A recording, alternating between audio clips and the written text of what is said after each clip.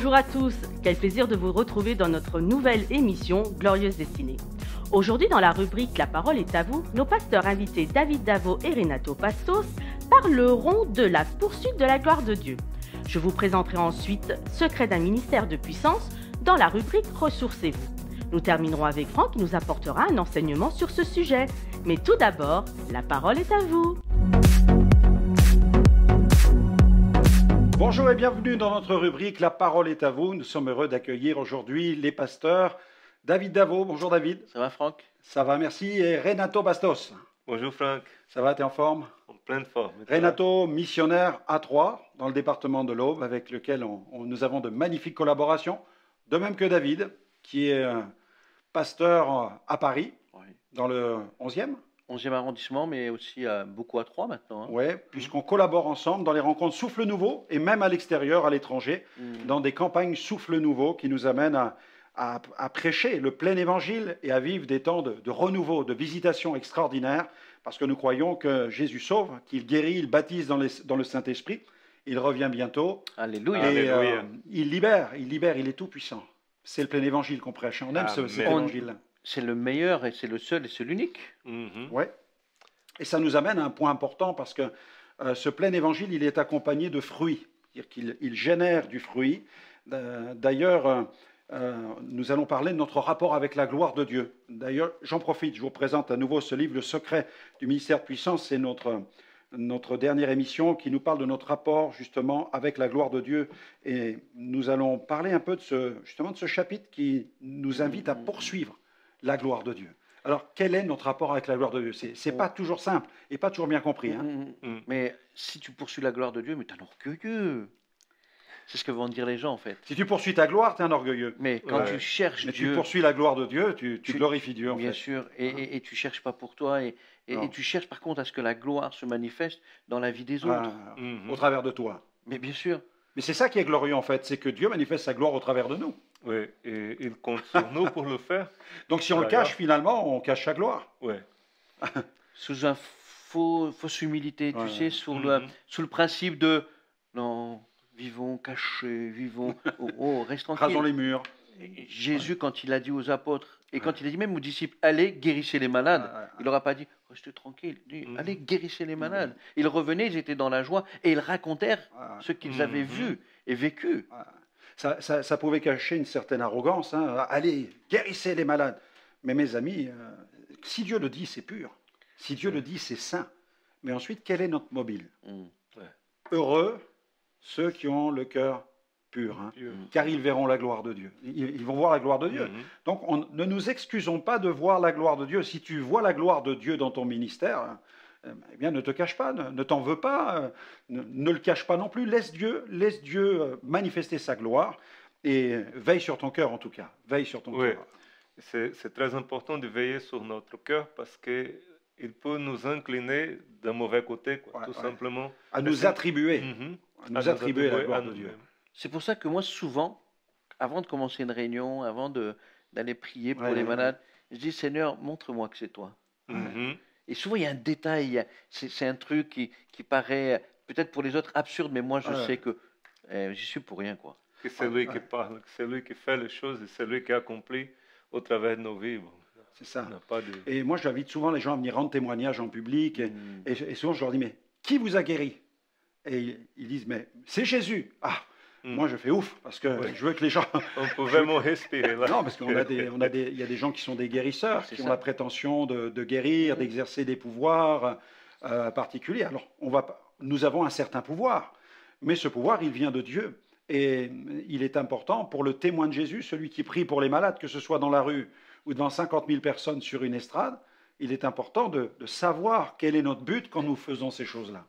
De chercher la gloire de Dieu quand nous opérons, quand nous prêchons et quand les gens témoignent, de bien faire attention à ce qu'elles puissent, ces personnes, donner gloire au Seigneur.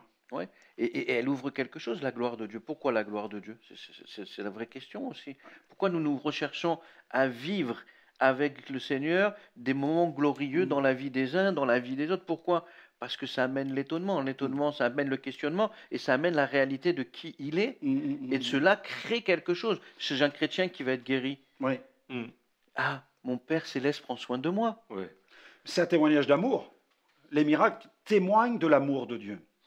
Et moi, j'ai remarqué que nous capturons beaucoup de témoignages, de séquences dans nos missions d'évangélisation. Nous les diffusons largement sur Internet, sur notre site aussi Gospel Vision International, parce que nous voulons que les gens sachent que Dieu est toujours capable de guérir aujourd'hui. Oui. C'est notre mobile. Alors c'est sûr qu'on est à l'image, mais on ne peut pas s'en excuser, mais Paul n'est-il pas à la page? Ouais, c'est ça. C'est ça. Moi, Paul, apôtre de Jésus-Christ, Non, mais attends, Luc- voilà, il ne se cache pas. Luc va le trouver pour qu'il raconte, quoi. Exactement. Ouais, ouais, ouais. Luc lui dit, écoute, moi je vais raconter un peu tout ce que tu as vécu. C'est vrai, Mhm. c'est vrai. Et on voit dans la Bible qu'ils n'ont pas caché ce que Dieu a fait. Et la Bible ne le cache pas d'ailleurs non plus. Ouais. Quelles soient les bonnes choses, quelles soient les mauvaises choses, elle est Tout claire. y est, tout y est. Tout y est dedans. Donc notre cœur est vraiment important dans notre rapport avec la gloire de Dieu. Et souvent, alors je remarque aussi une chose, c'est quand il y a des guérisons dans les églises, j'essaye d'avoir des témoignages. Je sais qu'il y a des guérisons, mais et surtout en Europe de l'Ouest, les gens sont assez timorés. Hein, David, tu connais ça, Renato aussi. Oui. Alors j'essaye un peu de les prendre au piège de la parole, en quelque sorte. Je lis le psaume 145. Je t'exalterai, mon Dieu, mon roi. Je te bénirai. Je bénirai ton nom à toujours et à perpétuité. Je dis à ceux qui m'écoutent, est-ce que vous êtes d'accord? Et là, vous avez toute la communauté. Là, oui, on est d'accord. Amen, amen, amen. Chaque jour, je te bénirai. Je louerai ton nom. L'Éternel est grand, très digne de louange. Sa grandeur est insondable. Que chaque génération glorifie tes œuvres. Est-ce que vous êtes d'accord? Oui, oui, nous sommes d'accord. Qu'elle raconte tes exploits. Vous êtes d'accord? Oui, nous sommes d'accord, pasteur. Je méditerai le récit de tes merveilles. On parlera de ta force redoutable. Vous êtes d'accord? Oui, alléluia. Et je redirai ta grandeur. On évoquera le souvenir de ton immense bonté. On parlera de George Jeffreys. On parlera de Douglas Scott. On parlera de tous ces héros de la foi. Vous êtes d'accord? Oui, on est d'accord. On doit publier la gloire de Dieu. Ils diront la gloire de ton règne. Vous êtes d'accord? Oui. Bon, quels sont ceux qui ont été guéris? Levez au moins votre main à votre place. Et là, vous avez une vingtaine de mains qui se lèvent approximativement. Dit maintenant, il faut donner gloire. Venez sur le devant. Levez-vous, vous tous qui avez levé la main. Et là, boum. Il n'y a plus personne qui bouge. Alors, je reviens à la charge. J'y allais, venez, venez. Puis finalement, il y en a un qui se lève, il y en a deux. Vous en avez peut-être 10 sur 20 qui viennent sur le devant. Oui. Et finalement, il commence à témoigner. La puissance du témoignage. Témoignons de la gloire de Dieu. Alors, des fois, on parle, oui, mais je ne veux pas me mettre en avant. Non, mais ça, c'est parce que aussi il y a eu cette culture qu'on a voulu donner. Ouais, c'est Moi, un je m'en héritage rappelle, religieux, hein. je m'en rappelle quand Je on pense. te disait, mais La fausse humilité. quand tu témoignes, parle que de Dieu. Mais non, mais, Justement, parle de ce que Dieu a fait en toi. mais parle que de Dieu. Mais C'est je vais pas dire Jésus, Dieu, le Saint-Esprit. Les gens vont en face de moi. À un moment donné, le rapport, il va être quoi? Mais par contre, quand je vais dire j'étais drogué, Ouais. Dieu m'a libéré instantanément. Ouais. Mais je parle de moi. J'étais aveugle, maintenant je vois. Voilà. Ouais. Hein, on a vu ça, David, on le voit souvent. Oui.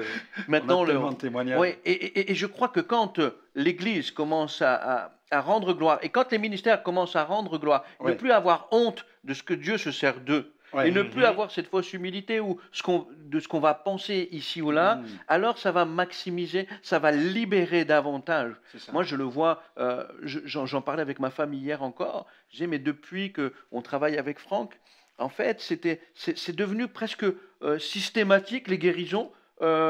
Encore dimanche, une sœur vient me voir, elle est bloquée de partout, on prie pour elle, elle est débloquée. Mais c'est devenu, en fait, quelque chose qui est tellement Naturel. devenu normal. Mhm.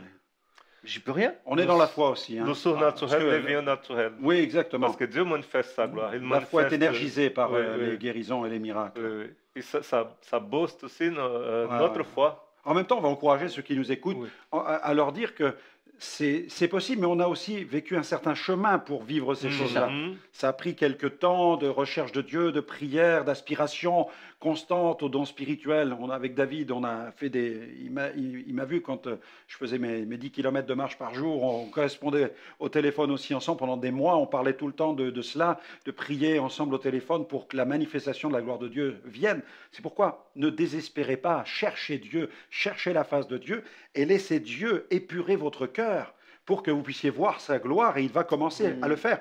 Et moi, j'ai même dit à Dieu un moment, Seigneur, même les miettes qui tombent de la table du maître, même les petites guérisons, C'est vrai. les petites douleurs, Seigneur, je veux voir ta gloire dans ces choses-là. Exactement, c'est voir sa gloire. Parce que nous, t'as mal à la tête, tu prends un médicament. Ouais. Mais dans certains pays, on va te dire, ouais, mais t'as prié pour un mal de tête, la personne, elle a plus mal à la tête. Mais elle souffrait, quoi. Ouais. Parce que la gloire de Dieu, moi je pense que quand on a compassion et l'amour pour les autres, elle nous accompagne. Allez, on termine. Ok. Je vous propose avec une citation Allez. d'un ministère de guérison, Smith Wigglesworth, qui a dit « Si je veux être entendu, j'ai tort. Si je veux être vu, j'ai tort. Si je veux être honoré, j'ai tort. Mais je veux Christ. Si je veux prêcher pour défendre son glorieux évangile, si je veux être vu parce que je veux exposer l'œuvre de l'Esprit, si je suis ici pour l'avancement de la gloire de Christ, alors les choses sont aussi faciles que possibles. » Alors on vous encourage, vous êtes vus, vous allez être sur le devant de la scène, vous allez témoigner, voir des choses glorieuses, que ce soit tout simplement pour la gloire du Christ, alors les choses vont devenir vraiment et vraiment plus faciles. Voilà, on se quitte, merci à vous, et on écoute maintenant Liliana pour sa rubrique « Ressourcez-vous ». Au travers de ce livre, Secret d'un ministère de puissance, Franck nous délivre 10 points fondamentaux pour vivre un ministère de puissance ou pour booster son service pour Dieu. Ce livre vous intéresse, alors rendez-vous sur notre site internet www.gospelvision-international.com pour le commander. Je laisse la place à Franck. Quel magnifique sujet, secret d'un ministère de puissance. Et là, il nous faut surtout aborder ce point qui touche à la gloire, la poursuite de la gloire de Dieu. En effet, Dieu veut manifester sa gloire et le psalmiste en parle de cette gloire dans le psaume 24. À l'Éternel la terre. Voilà comment il démarre. À l'Éternel la terre, ce qu'il a rempli, le monde et ceux qui l'habitent, car c'est lui qui l'a fondé sur les mers et affermi sur les fleuves. Et plus loin, en verset 7, porte, élevez vos linteaux. Donc il décrit la gloire du Dieu créateur, et ensuite il dit, porte, élevez vos linteaux. Dieu est grand, en fait, il dit, attention, Dieu est grand, il va falloir pousser les murs, il va falloir élargir les linteaux.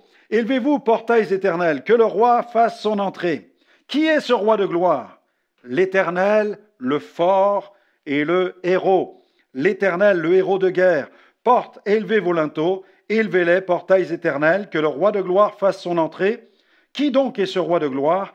L'Éternel des armées, c'est lui, le roi de gloire. Oui, nous voulons parler de cette puissance dans le service, dans le ministère. Je sais que certains sont parfois agacés de tels sujets. Ils disent « Ah, encore une émission avec un évangéliste qui nous parle du besoin de puissance. » Mais mes amis, je n'ai pas la prétention d'accomplir l'œuvre de Dieu par ma propre puissance. Je n'ai pas de puissance. Jésus a dit « Sans moi, vous ne pouvez rien faire. » Nous avons besoin de la puissance de Dieu, car qui peut prétendre faire l'œuvre de Dieu sans la puissance de Dieu? Il nous faut la puissance de Dieu. Il nous faut la puissance de Dieu pour faire face au péché, pour faire face aux tentateurs. Il nous faut la puissance de Dieu lorsque nous prions pour les malades. Nous ne pouvons rien faire sans Dieu. Et Paul même reconnaissait qu'il accomplissait son service grâce à cette puissance divine qui agissait infiniment au travers de lui. Nous avons besoin de cette énergie de Dieu, de ce soutien surnaturel du ministère du Saint-Esprit. Et Dieu, lui, va manifester vraiment sa puissance au travers de nous. Et cette réalité nous amène, je dirais, automatiquement vers cette question de la gloire. La gloire.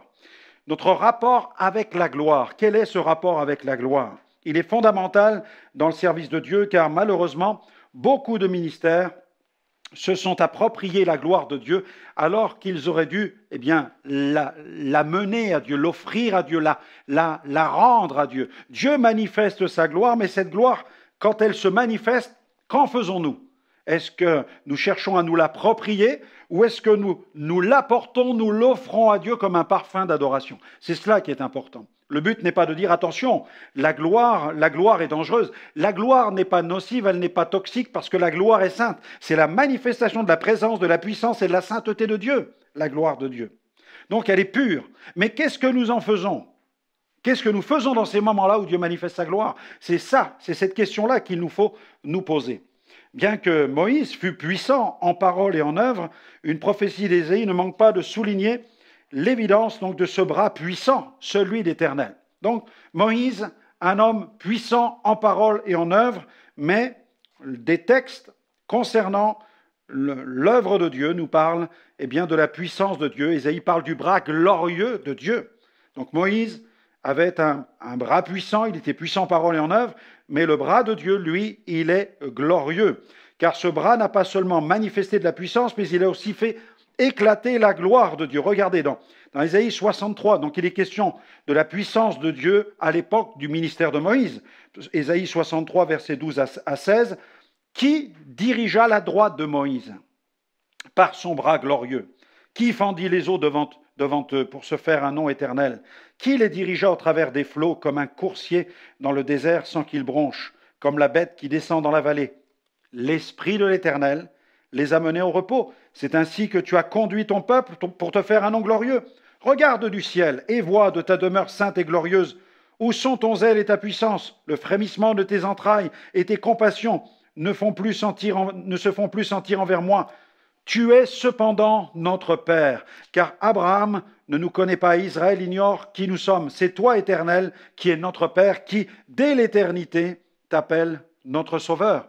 Et nous pouvons lire aussi dans le livre de l'Exode, qui est comme toi, Exode 15, verset 11, qui est comme toi parmi les dieux, ô Éternel, qui est comme toi magnifique en sainteté, digne de louange, opérant des prodiges.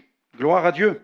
Même si nous servons le Dieu Tout-Puissant, nous ne devons jamais oublier que nous sommes d'abord les serviteurs d'un Dieu qui est glorieux et qui manifeste sa gloire. Aspires-tu à plus de puissance? Veux-tu voir la puissance de Dieu dans ton service ou dans ton ministère? Alors, connais l'Éternel. Tu dois connaître avant tout l'Éternel. Tu dois connaître le Dieu de gloire. Lorsque la puissance de Dieu accompagne un racheté, que celui-ci soit engagé dans un ministère ou dans un service, qu'il soit membre d'une communauté chrétienne, il arrive que des esprits, malheureusement des esprits jaloux, s'agitent autour de lui, qui nourrissent un certain sentiment de jalousie. Et les gens se posent la question, mais pourquoi lui? Pourquoi lui? Pourquoi lui est-il béni de cette manière? Pourquoi est-elle bénie de telle ou telle manière? Eh bien, mes amis, la réponse à de tels questionnements se trouve certainement dans la question elle-même, c'est-à-dire dans l'expression d'une frustration profonde. C'est pourquoi veillons sur notre cœur. Préservons-le de cette culture qui intoxique de plus en plus nos milieux, la culture de la critique, la culture de la jalousie, la culture du dénigrement. L'auteur du livre des Proverbes écrit, Proverbe 4, verset 23, « Garde ton cœur plus que toute autre chose, car de lui viennent les sources de la vie. » Dans le Sermon sur la montagne, Jésus nous rappelle ceci, Matthieu 5, 8, « Heureux ceux qui ont le cœur pur, car ils verront Dieu. » L'amour de l'Église, l'amour des âmes, notre amour pour Dieu doivent être notre principale préoccupation. Est-ce que j'aime l'Église? Est-ce que j'aime les âmes perdues? Est-ce que j'aime Dieu? Ce sont mes principales préoccupations. Alors, adorons Dieu. Paul a déclaré, « Nous n'avons point cherché la gloire qui vient des hommes. » 1 Thessaloniciens chapitre 2, verset 6. « Ni de vous, ni des autres. Nous aurions pu nous produire avec autorité comme apôtres de Christ. » Mes amis, toute grâce vient de Dieu. C'est pourquoi ne prenons jamais nos bénédictions pour des récompenses. Elles sont le témoignage de la bienveillance de notre Père Céleste à notre égard. Nous ne méritons rien. Le leader authentique cherche surtout à inspirer Christ. Il ne cherche pas à monter son fan club. Il est conscient que ce qu'il fait, il le fait grâce à Dieu, grâce à la manifestation de la puissance de Dieu au travers de sa vie. Romains 15, 18.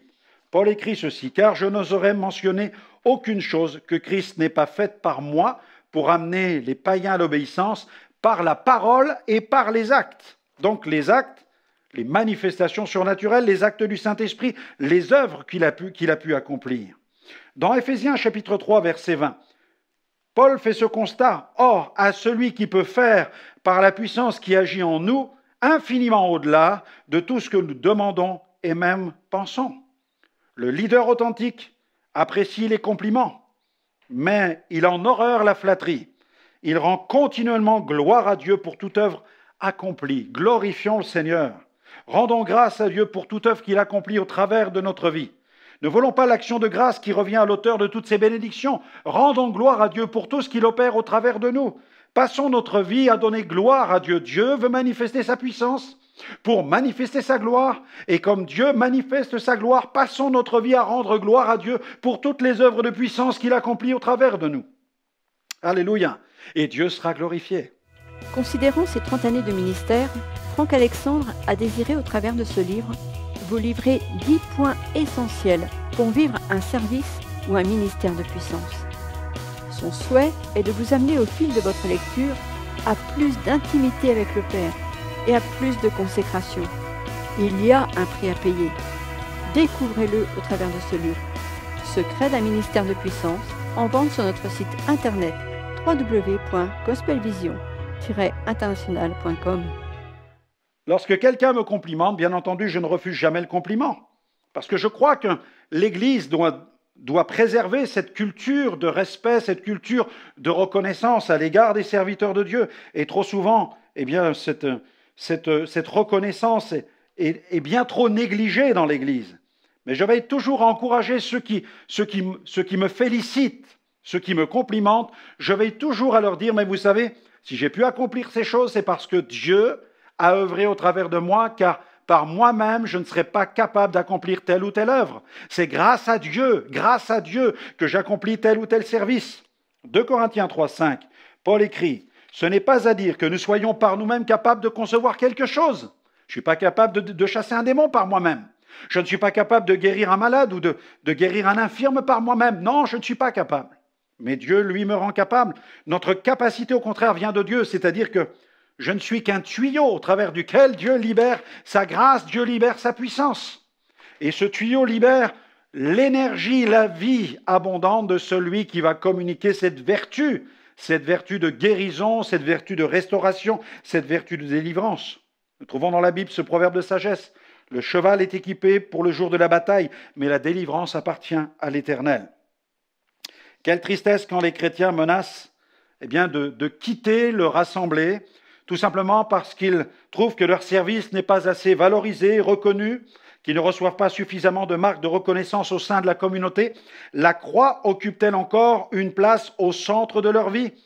Attention, je ne veux pas dire par là que nous ne devrions jamais remercier quelqu'un. Au contraire, je crois qu'il nous faut développer cette culture de la reconnaissance. Mais lorsque le disciple débraye, quand il a été zappé, il encourt le risque de tomber dans le piège de ce type de revendication permanente et malsaine d'être reconnu, d'être valorisé.